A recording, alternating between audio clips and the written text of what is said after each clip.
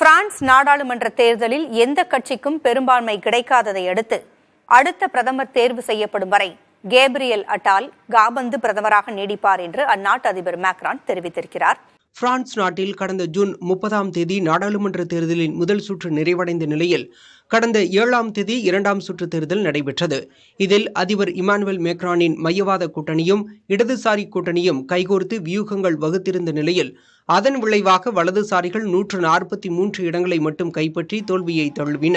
192 இடங்களை இடதுசாரி கூட்டணியும் மேக்ரானின் கட்சி 156 இடங்களையும் கைப்பற்றின. 577 இடங்களை உள்ளடக்கிய நாடாளுமன்றத்தில் பெரும்பான்மைக்கு 289 இடங்கள் தேவைப்படுகின்றன. எந்த கட்சிக்கும் பெரும்பான்மை இல்லாததால் தொங்கு நாடாளுமன்றத்திற்கு வழிவகுத்துள்ளது.